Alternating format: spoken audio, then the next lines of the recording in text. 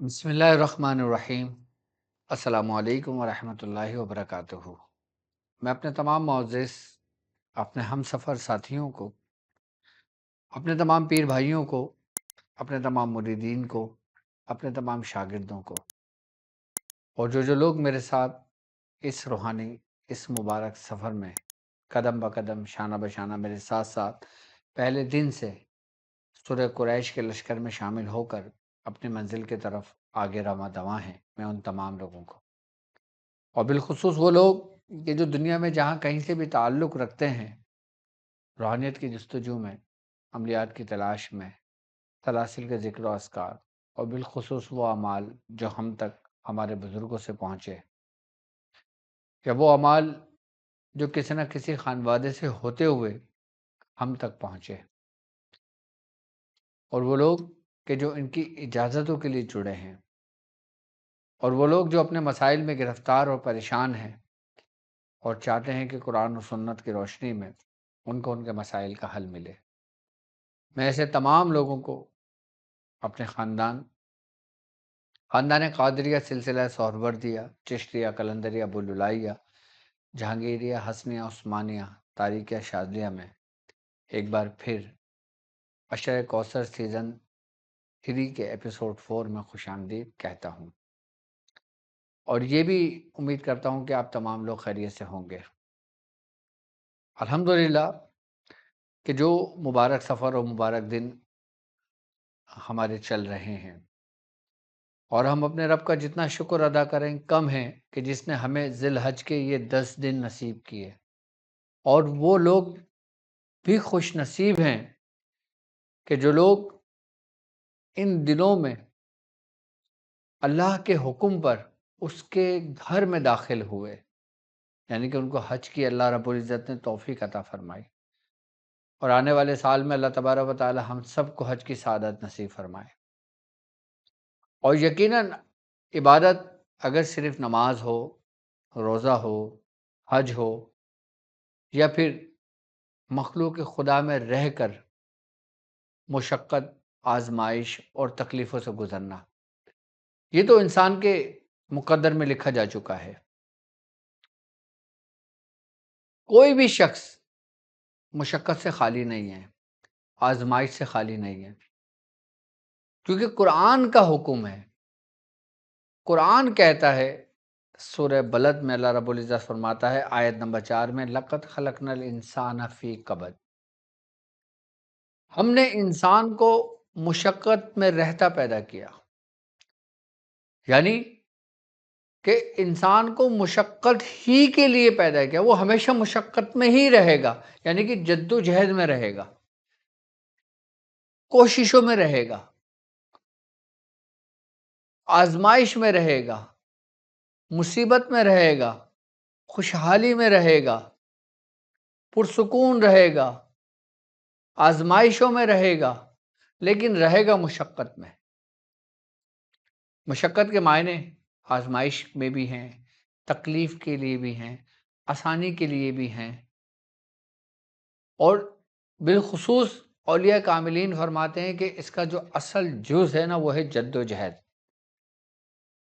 یعنی کہ کوشش کرتے رہنا۔ جب انسان کو اللہ رب العزت نے مشقت میں ہی پیدا کیا ہے تو ہر شخص کسی نہ کسی مسائل میں گرفتار ہے۔ اب ہمیں کیسے پتہ لگے گا کہ جو مشقت میں ہم ہیں، کہ یہ مشقت جو ہم پر ڈالی گئی ہے، ایک طرف قرآن کہہ رہا ہے کہ لَقَدْ خَلَقْنَا الْإِنسَانَ فِي كَبَدٍ، دوسری طرف قرآن کہہ رہا ہے کہ لا یکلف اللہ نفسا الا وسعها، کہ ہم کسی بھی نفس پہ اس کی ہمت سے زیادہ بوجھ نہیں ڈالتے، یعنی کہ ایک کیپیسٹی ہوتی ہے، اس سے زیادہ بوجھ نہیں ڈالتے، یہ رب نے کہہ دیا۔ اور جب رب نے یہ کہا تو تسلی ہو گئی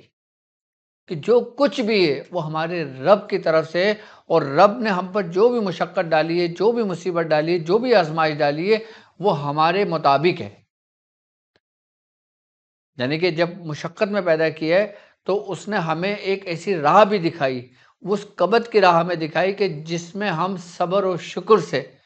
ہم سہارا لے کر اس راستے پہ چلتے ہیں۔ اب مشقت میں تو ہم ہیں، آزمائش میں تو ہیں، کہ کوئی رزق کی تنگی کی وجہ سے آزمائش میں ہے، کوئی جادو کی وجہ سے آزمائش میں ہے، کوئی آسیب کی وجہ سے آزمائش میں ہے، کوئی اپنے ہاتھوں کی کمائی کی وجہ سے آزمائش میں ہے، تو کوئی اللہ کی طرف سے آزمائش میں ہے۔ اب ہم جو اس آزمائش کے دور میں گزر رہے ہیں، اس کا نکلنے کا حضور نے کوئی تو راستہ بتایا ہوگا، قرآن نے ہمیں کوئی تو راستہ بتایا ہوگا۔ ہم اپنا رخ قرآن کی طرف کرتے ہیں، دیکھتے ہیں کہ قرآن ہمیں کیا راہ دکھاتا ہے کہ ہم اپنی اس آزمائش سے کس طرح نکل سکتے ہیں۔ تو قرآن کہتا ہے کہ لیس للانسان الا ما سعی، کہ انسان کو وہی کچھ ملتا ہے جس کی وہ کوشش کرتا ہے۔ یعنی کہ مشقت میں پیدا کیا، جدوجہد میں انسان لگا، اب اس نے کوششیں شروع کر دی۔ اب جب وہ کوششیں شروع کرے گا تو وہ ادھر سے نکل جائے گا، اب ایک طرف سے نکلے گا پھر دوسری راہ میں داخل ہو جائے گا، لیکن پاتا وہی ہے جس کی وہ تمنا کرتا ہے، پاتا وہی ہے جس کی اس کی نیت ہوتی ہے، پاتا وہی ہے جو اس کا ارادہ ہوتا ہے۔ کیونکہ اس راہ میں، ہر راہ میں چلنے کے لیے آپ کی نیتوں کا کمال ہے، آپ کی نیت ہے، آپ کا ارادہ ہی آپ کو اپنے عروج پر پہنچاتا ہے۔ آپ کا ارادہ جتنا مضبوط ہوتا ہے، آپ کی نیت جتنی پختگی ہوتی ہے، جتنی خالص ہوتی ہے، آپ اتنا اپنے رب کے قریب ہوتے چلے جاتے ہیں۔ اب ہمیں کیسے پتہ لگے گا کہ جو ہم پر آزمائش ہے، جو ہم پر مصیبت ہے، یہ ہماری اپنی کوتاہیوں کی وجہ سے ہے، ہماری اپنی غلطی کی وجہ سے ہے، یا یہ رب کی طرف سے ہے؟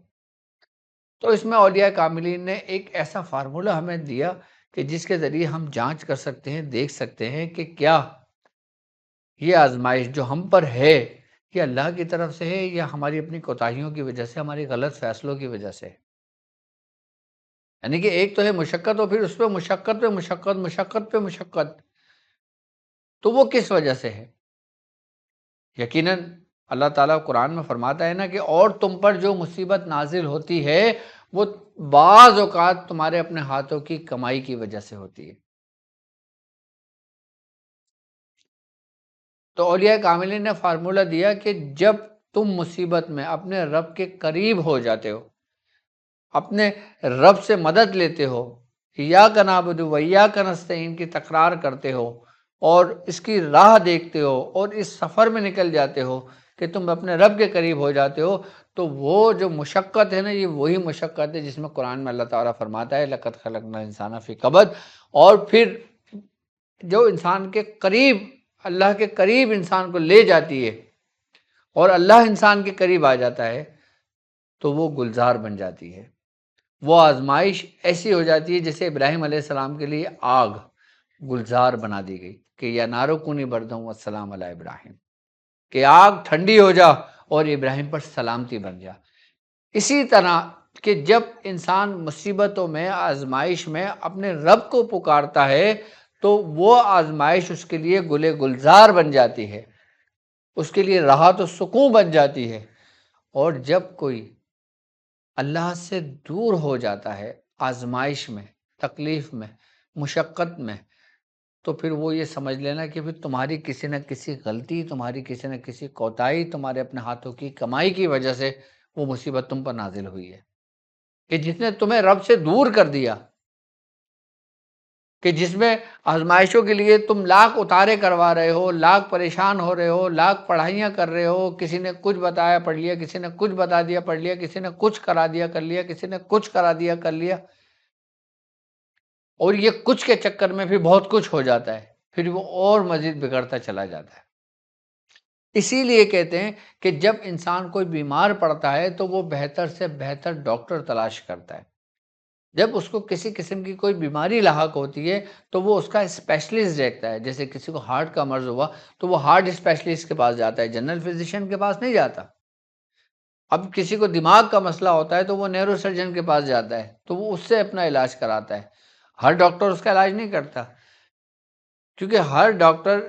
پورے اس میں فن میں ماہر نہیں ہوتا، وہ کسی نہ کسی چیز میں اسپیشلسٹ ہوتا ہے، وہ صرف اپنے پیشنٹ کو اسی مرض کے محدود رکھ کے دیکھتا ہے۔ لیکن ہم کوتاہی اگر کر جاتے ہیں اپنے مسائل اور اپنی آزمائش میں، تو ہم اسی بات پہ کوتاہی کر جاتے ہیں کہ جب ہم ڈاکٹر کو اچھی طریقے سے تلاش کرتے ہیں تو پھر کیوں نہ ہم کسی روحانی معالج کو ایسا تلاش کریں کہ جو صاحب سلسلہ ہو، صاحب مسند ہو، صاحب اجازت ہو، کہ تاکہ جس طرح ایک ظاہری بیماریاں ہمارے جسم سے دور ہوتی ہیں احتیاط، پرہیز اور میڈیسن سے، اسی طریقے سے جو روحانیت کے معاملات جو ہوتے ہیں، جو روحانی بیماریاں ہوتی ہیں، جو جسمانی بیماریوں سے زیادہ خطرناک ہوتی ہیں، تو اس میں ہم کوتاہی کیوں کر جاتے ہیں؟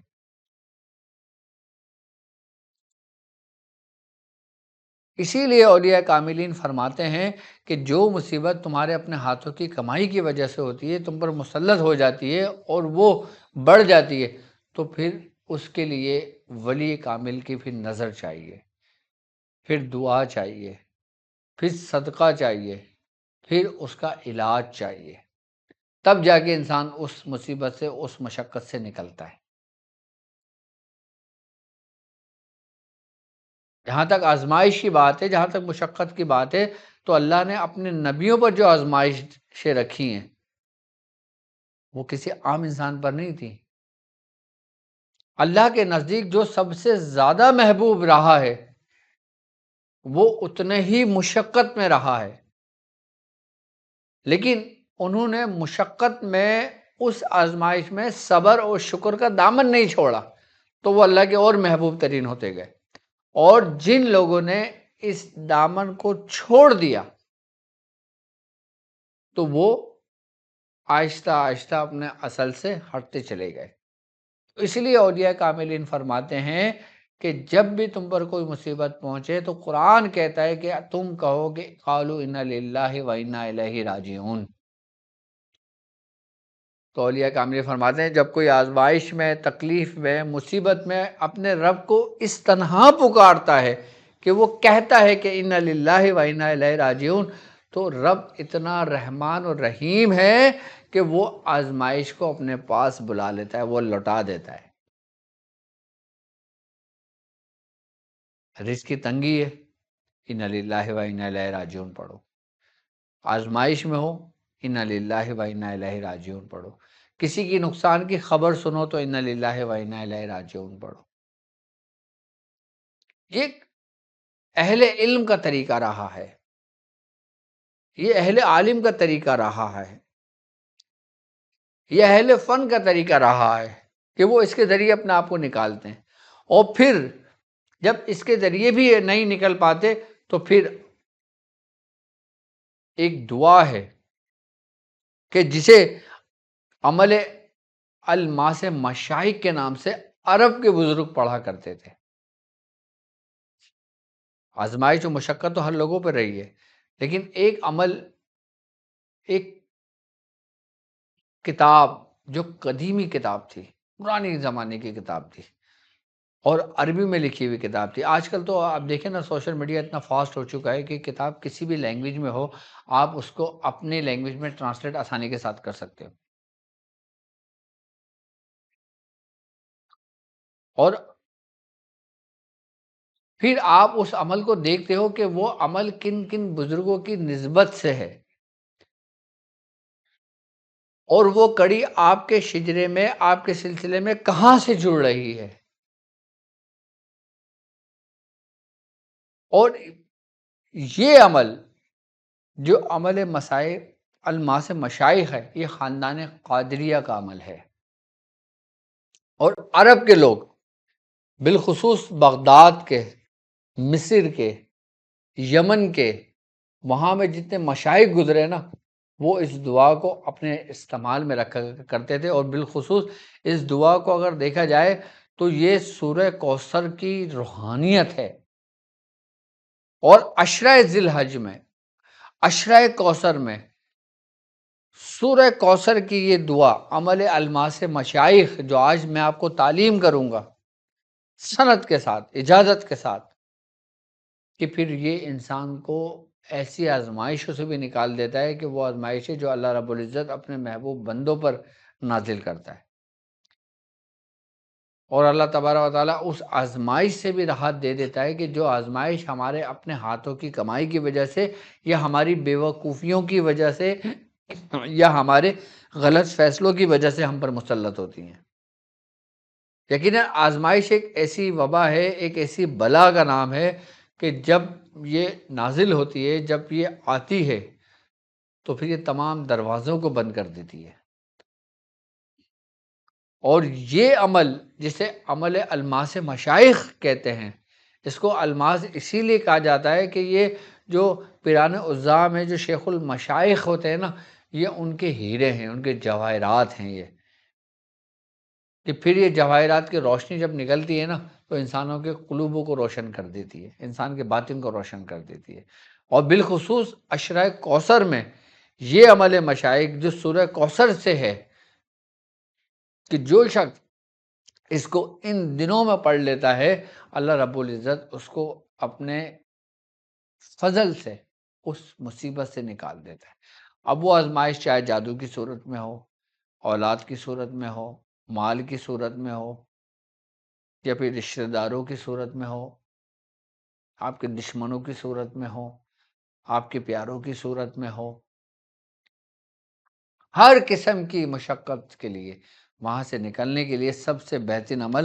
آپ کی اسکرین پر موجود ہے، دیکھیں۔ یہ عمل الماس مشائخ، آپ یہ عمل سن لیں پہلے۔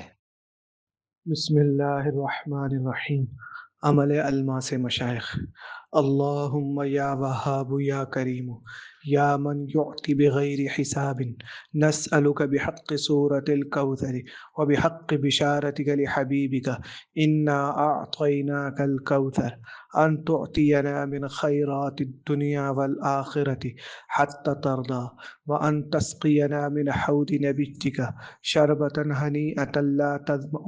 بعدها أبدا وبحقه فصل لربك وانحر اجعلنا لك ذاكرين شاكرين مقيمين للصلاة مخلصين في العبادة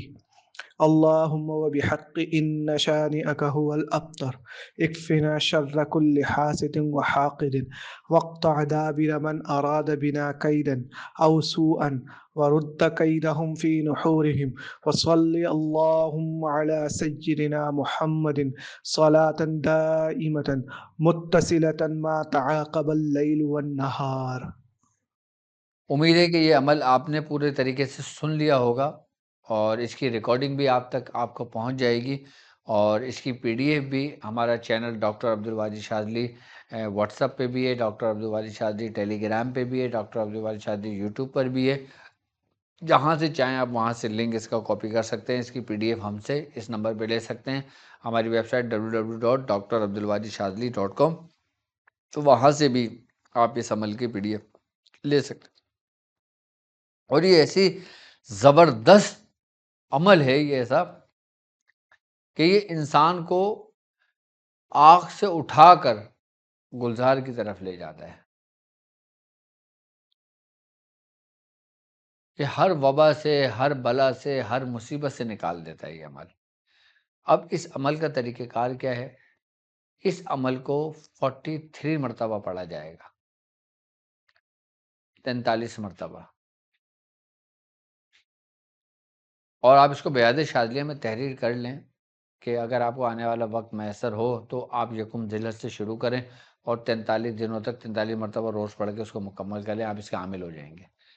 اب ظاہر سی بات ہے، اب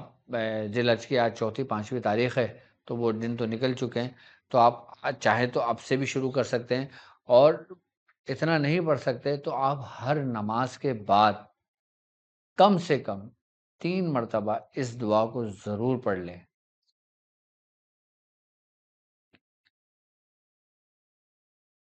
3 مرتبہ ہر نماز کے بعد اس کو ضرور پڑھ لیں، اور اس کے بعد پھر اپنا سر سجدے میں رکھیں، دعا کے لیے ہاتھ اٹھائیں، پھر دیکھیں اللہ تبارک تعالیٰ کیسے آپ کو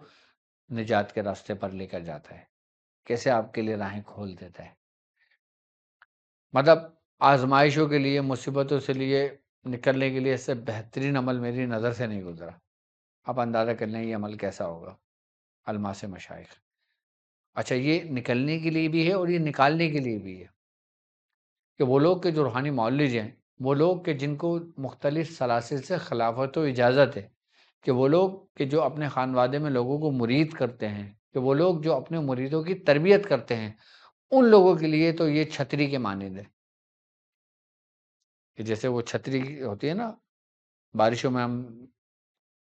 استعمال کرتے ہیں، دھوپ کے لیے استعمال کرتے ہیں، کس طرح بارش سے ہمیں بچاتی ہے، کس طرح دھوپ کی شدت سے بچاتی ہے،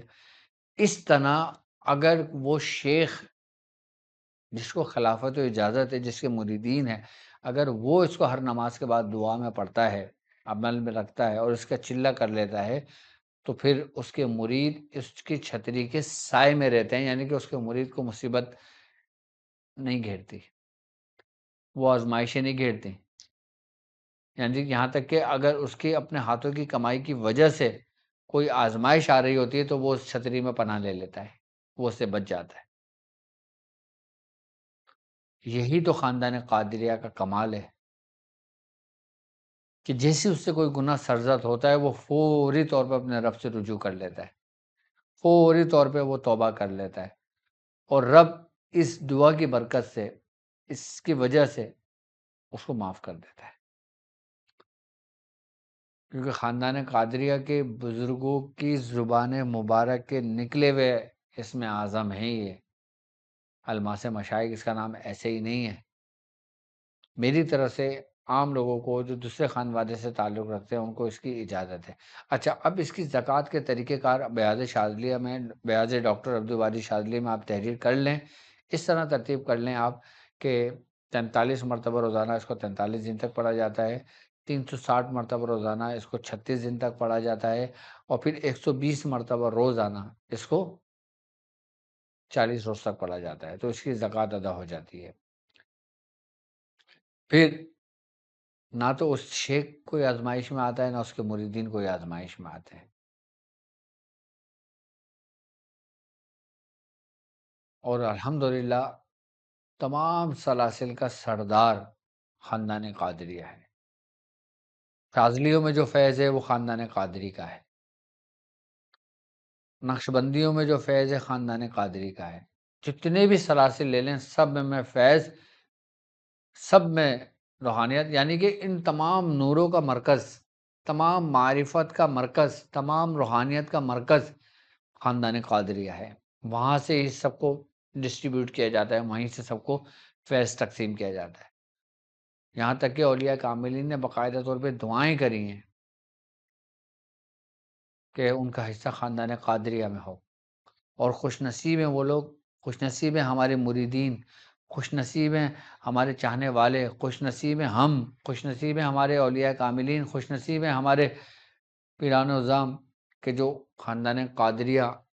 کا حصہ بنے۔